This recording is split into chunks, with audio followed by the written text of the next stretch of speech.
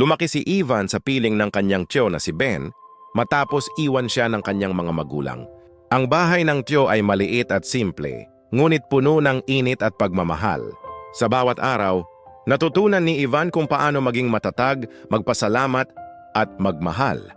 Bagay na bihira niyang naramdaman mula sa kanyang mga magulang. Ngunit sa kabila ng lahat, may puwang sa puso niya na laging naglalakbay sa alaala ng magulang na iniwan siya.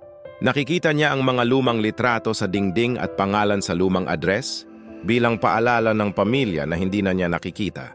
Tuwing gabi, iniisip niya kung bakit siya iniwan at minsan ay natatanong, ano ba talaga ang halaga ko sa kanila? Sa bawat Pasko at kaarawan, tanging Tio Ben ang nagbibigay saya sa kanya. Siya ang nagtuturo kay Ivan ng tamang asal, nagtuturo kung paano magmahal, at nagbibigay ng lakas ng loob sa bawat pagkadapa ng bunso sa pamilya. Ngunit may araw na hindi maiiwasan ang huling pamamaalam. Isang gabi, nakaramdam ng sakit si Tio Ben. Dinala siya sa ospital at habang nakahiga sa kama, may ngiti sa labi niya at luha sa mata. "Ivan, may regalo ako para sa'yo," sabi niya. Iniabot niya kay Ivan ang isang lumang kahon. Nang buksan ito, nakita ni Ivan ang mga sulat mula sa kanyang mga magulang, mga liham na hindi niya kailanman binuksan. Sa bawat pahina nadama niya ang pag-ibig na matagal nang nakatago, pasensya, pangarap at paumanhin na hindi na ipahayag noong siya ay bata pa. May sulat na nagsasabing, "Anak, alam naming iniwan ka namin, ngunit alam naming mas kailangan mo ang isang tahanan.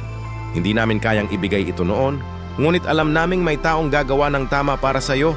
Muling tumingin si Ivan sa mukha ni Tio Ben at sa mata ng kanyang tiyo, nakita niya ang katotohanan. Mahal siya higit sa anumang bagay. Ang tiyo ang nagbigay ng isang tunay na tahanan at pamilya sa kabila ng mga kahinaan ng kanyang mga magulang. Sa huling sandali ng gabi, niyakap ni Ivan ang tiyo.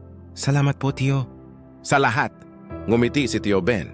"Hindi mo kailanman kailangan ng iba para maging mahalaga." "Mahal ka namin?" "Lahat ng buhay mo ay mahalaga."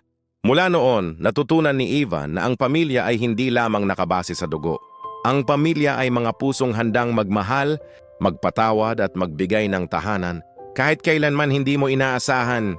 Ang bawat liham at alaala ay paalala na ang pagmamahal ay hindi nasusukat sa presensya kundi sa puso. Moral na aral. Ang kwento ni Ivan at Tio Ben ay nagtuturo sa atin na ang tunay na pamilya ay hindi lamang nakabase sa dugo, kundi sa pagmamahal, sakripisyo at pag-aalaga. Minsan, ang mga taong iniiwan sa atin ng buhay ay hindi nangangahulugang wala na tayong halaga. Sa halip, may mga pusong handang punan ng kakulangan at magbigay ng tahanan at pagmamahal. Ang bawat isa sa atin ay may karapatang mahalin at pahalagahan. At may mga taong darating sa ating buhay upang ipakita na tayo ay mahalaga. Awit 1:2, ang Panginoon ay malapit sa mga may pusong wasak at inililigtas ang mga may espiritong nanghihina. Gustong makasave sa kanyang binibili? Bumisita sa Smart Save to Shop, ilalagay ko lang ang link sa comment section. Gustuhan mo itong video na ito, maaring mag-like, magkomento, ibahagi, malaking tulong na yun sa aming content creator. At sundan para updated ka sa nilalabas naming video. Forever bless, God bless you. Ingat!